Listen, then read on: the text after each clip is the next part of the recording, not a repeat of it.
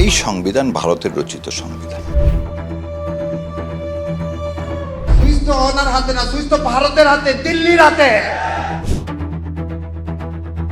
জান্নাত পেতে চাইলে জামাত ইসলাম করতে হবে। আমাদের দেশে পর্যাপ্ত তেল আছে, কিন্তু এই তেল তো আপনি দেশে দিতে পারছেন না, কারণ এই তেল আপনি তো সেভেন সিস্টারে দিচ্ছেন। ইনি শাহরিয়ার কবির। সোশ্যাল মিডিয়া থেকে শুরু করে দেশের গণমাধ্যম, অতি পরিচিত মুখ। তিনি জামাত নেতা, পেশায় আবার ব্যারিস্টারও। ইনি আবার সস্তা প্রচার কুড়োতে নাকি সিদ্ধহস্ত, আর সেটা করতে গিয়ে তিনি ভারত বিরোধিতাকে বেছে নিয়েছেন। জুলাই আন্দোলনের সময় থেকে হাসিনা সরকারের বিরোধিতা, একই সঙ্গে ভারত বিরোধিতা বাংলাদেশের রাজনীতির প্রেক্ষাপটে যেন এক সংস্কৃতিতে পরিণত হয়েছে। সার্জিস আলম, হাসনাত আবদুল্লাদের ভারত বিরোধী মন্তব্য দুই দেশের মধ্যে কূটনৈতিক টানাপোড়েন তৈরি করেছে। এক শ্রেণীর মানুষ দুই দেশের সম্পর্কের অবনতির চেষ্টা করে চলেছেন, আর এক্ষেত্রে যারা সামনের সারিতে থাকছেন তাদের মধ্যে ব্যারিস্টার শাহরিয়ার কবির অন্যতম।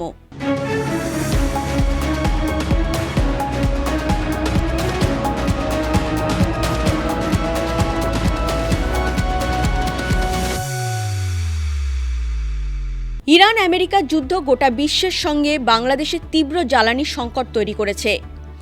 এই পরিস্থিতিতে দেশের জ্বালানি সংকট মেটাতে বাংলাদেশ ভারত সহ বিভিন্ন দেশের কাছে জ্বালানি চাইতে বাধ্য হচ্ছে। 2023 সালে হাসিনা সরকারের আমলে বাংলাদেশ ভারত মৈত্রী পাইপলাইন উদ্বোধন হয়। চুক্তি অনুযায়ী এই প্রকল্পের আওতায় ভারত আগামী 15 বছর বাংলাদেশকে ডিজেল সরবরাহ করবে। অসমের নুমালীগড় রিফাইনারি থেকে পরিশোধিত ডিজেল আমদানি করা হয় এবং দিনাজপুরের পার্বতীপুর ডিপোতে আসে।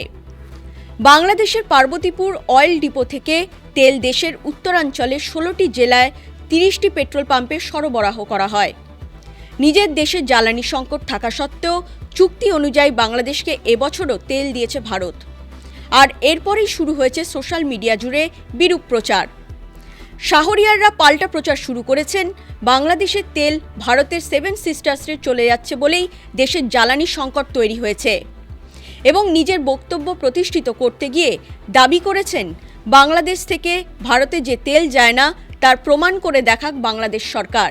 আজকে তেলের এই ক্রাইসিস বলতেছেন না, সরকার যে কথা বলতেছে সেটা আজকে বলে দিচ্ছে। আমাদের দেশে পর্যাপ্ত তেল আছে, কিন্তু এই তেল তো আপনি দেশে দিতে পারছেন না, কারণ এই তেল আপনি তো সেভেন সিস্টারে দিচ্ছেন। কারণ কলকাতা থেকে আপনি আজকে বাংলাদেশ দিয়ে পাইপলাইন করা আছে, আপনি পাইপলাইনে বলে ডিজেল নেবেন, সমস্ত পোর্ট বন্ধ, আপনি এই সেভেন সিস্টারের তেল কোথায় থেকে আসতেছে? সেভেন সিস্টারের তেল আসতেছে কোথায় থেকে? আপনার সাথে সেই চুক্তি শেখ হাসিনা করে গেছে। এই চুক্তি সরাইতে বললাম, চ্যালেঞ্জ দিলাম, সরকার দেখাক যে এই চুক্তি নাই। এখন প্রশ্ন, চুক্তি যদি নাই হয়ে থাকে তার প্রমাণ পেশ করবে কিভাবে? দাবি করছেন আপনারা, আর প্রমাণ দেখাবে দেশের সরকার। দেশের সাধারণ মানুষের মনে কিভাবে বিষ ঢুকিয়ে দেওয়া হচ্ছে দেখুন।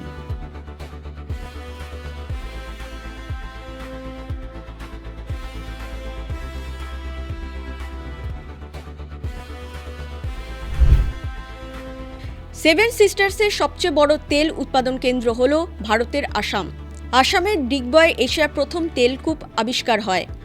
আসামের নুমালীগড় রিফাইনারি লিমিটেড থেকে সেভেন সিস্টার্স সহ রাজ্যের বিভিন্ন স্থানে জ্বালানি সরবরাহ করা হয়, আর এই নুমালীগড় রিফাইনারি থেকে তেল যায় বাংলাদেশেও। ডিগবয় শোধনাগারটি অসমের তিনসুকিয়ায় অবস্থিত। স্থানীয় চাহিদা মেটাতে এটি প্রধান ভূমিকা পালন করে। ডুলিয়াজান, ডিগবয়, খেরসাং থেকে সংগৃহীত অপরিশোধিত তেল এখানে প্রক্রিয়াকরণ করা হয়। ভারতের আধিপত্যবাদের বিরোধিতা করা মানে ৭১-এর বিরোধিতা না, শেখ মুজিবের সমালোচনা করা মানেই ৭১-এর সমালোচনা তা না, আওয়ামী লীগের মানেই ৭১ না। এই বিজয় আমাদের বিজয়, কেবলমাত্র আমাদের বিজয়, আর কারো বিজয় না। আধিপত্যবাদের বিরোধিতা করা মানেই ভারতের বিরোধিতা নয়। শাহরিয়াররা বারবার একই কথা বলে থাকেন অতি সূক্ষ্ম চালে। ভারতের নামে বিষ দেশবাসীর মনে ঢুকিয়ে দিয়ে যাচ্ছেন। তারা ভারতেরই কথা বলছেন, আধিপত্যবাদের নাম দিয়ে তা ঢাকার চেষ্টা করছেন, অনেকটা শাক দিয়ে মাছ ঢাকার চেষ্টার মতোই। সুইচ এই প্রধানমন্ত্রীর হাতে না। ওই জন্য আমি বলি উনি চুপচাপ আছেন এই কারণে, কারণ উনি কথা বললে কখন নামায় দেয় হাত ধরে। কারণ সুইচ তো ওনার হাতে না, সুইচ তো ভারতের হাতে, দিল্লির হাতে। আমরা বলছি আজাদি না গোলামি, আজাদি আজাদি। দেশে নির্বাচিত সরকার সংবিধান অনুসারে দেশ চালাতে উদ্যোগী। জুলাই সনদ, গণভোট এখনও তারা বাস্তবায়নের পথে হাঁটেনি। গণভোটকে কার্যকর না করায় তারেক রহমানকে বিচ্ছেন শাহরিয়াররা, আর এটা করতে গিয়ে ভারতকেও ছাড়ছেন না তারা। এটা সম্পূর্ণ বাংলাদেশের রাজনৈতিক বিষয়, কিন্তু সেক্ষেত্রেও ভারতের আধিপত্যবাদের ভূত দেখছেন শাহরিয়াররা। এখন যদি শাহরিয়ারদের প্রশ্ন করা হয়, প্রমাণ দেখাতে পারবেন দিল্লির কথা মতো চলছে ঢাকা? শাহরিয়াররা নিজেরা প্রমাণ দাবি করেন, কিন্তু প্রমাণ দিতে পারেন না, আর এক্ষেত্রে তাদের অস্ত্র হয় কেবল উস্কানি আর প্ররোচনা। আমি বারবার বলছি একটা জিনিস, সেটা হচ্ছে এই সংবিধান ভারতের রচিত সংবিধান। এই সংবিধান আমাদের দেশের মানুষের না। বাংলাদেশের সংবিধান মানতে নারাজ জামাত এনসিপিরা।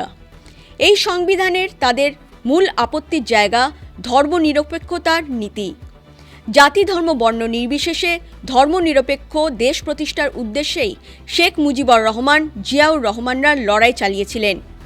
কোনো একটি নির্দিষ্ট দেশের সংবিধান নয়, যুক্তরাজ্য, যুক্তরাষ্ট্র ও ভারতের সংবিধানের প্রভাবে এই সংবিধান রচিত হয়।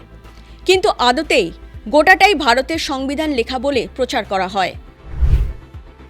জামাতে ইসলাম করাটা আপনার আমার নৈতিক দায়িত্ব। কি দায়িত্ব? নৈতিক দায়িত্ব। কি জন্যে? যদি আপনি জান্নাতে যেতে চান। আর জান্নাতে যেতে না চাইলে কোনো সমস্যা নাই, কারণ 72-এর মধ্যে প্রথম কাতারে থাকতে চাইলে, জান্নাত পেতে চাইলে জামাতে ইসলাম করতে হবে। এর মধ্যে আর দ্বিতীয় কোনো অপশন নাই বাবা। নিজেকে অত্যন্ত স্বচ্ছ ও ন্যায়নীতি পরায়ণ মানুষ হিসেবে প্রমাণ করতে ব্যস্ত থাকেন শাহরিয়ার, কিন্তু আদৌ কি তাই? আর এখানেই ধরা পড়ে গলদ। গত সংসদ নির্বাচনে ভোটের ঝুলি ভরাতে জান্নাতে যাওয়ার স্বপ্ন দেখাতে ভোলেননি ব্যারিস্টার শাহরিয়ার কবির। দেশের মানুষকে অলীক স্বপ্ন দেখিয়ে ভোট লুটের চিন্তা ছিল তারও। এরকম ভুরি ভুরি অভিযোগ রয়েছে শাহরিয়ারের বিরুদ্ধে। ভোটের সময় জামাতের হয়ে প্রচারে ভোটারদের হাতে টাকা গুঁজে দেওয়ার ছবিও সোশ্যাল মিডিয়ায় ভাইরাল হয়ে যায়। প্ররোচনা, উস্কানিতে পা দিলে আদতে ক্ষতি দেশের মানুষের। দুই দেশের সম্পর্ক খারাপ হলে তার সরাসরি প্রভাব পড়বে দুই দেশের বাণিজ্যে।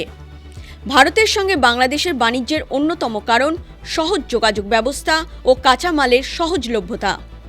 সহজ যোগাযোগের কারণে পরিবহন খরচা কমে অনেকটাই, সময়ও বাঁচে।